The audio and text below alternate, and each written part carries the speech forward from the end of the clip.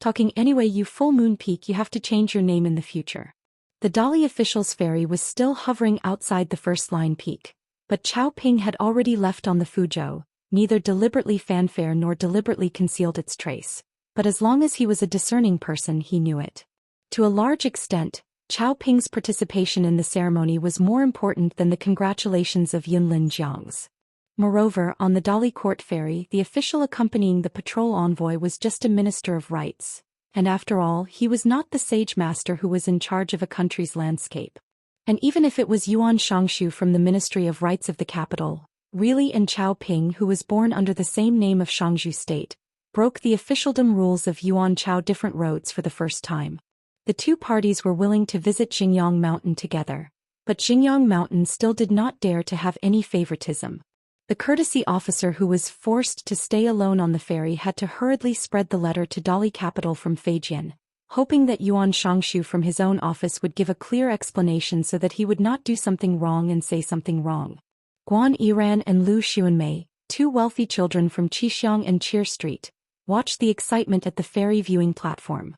Yushinfeng gave Chi-Chi an elbow on the ribs and had to fight with Guan Yi. Then he asked, "Is that the kids' movement?" In the early years in Shijianhu, there was a thin-faced but bright-eyed Mr. Accountant. He had a drink at the wine table with them and a bunch of warriors on the battlefield. The guy's drinking was so good that he was superb at persuading him to drink. "It's high and I'm desperately clamoring that I'm not drunk. That guy is fine. No matter how you look at it, he would have to go to the bottom of the table and circle around after drinking half a bowl."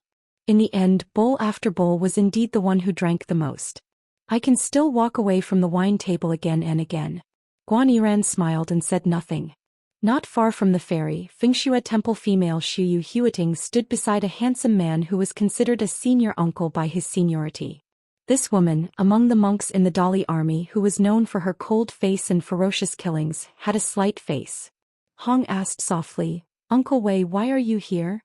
The man said indifferently, "I have nothing to do, just relax." He actually regretted being the anonymous guest.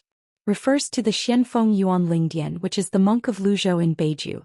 He was not in the Wei and Jin dynasties. He was not close to Luopa Mountain and he was not far away. Therefore Wei Jin made up his mind as long as he left the Xingyang Mountain boundary this time, he would cross the continent and return to the Great Wall of Jianqi. "The last time I was there, it was a battle of defending the city.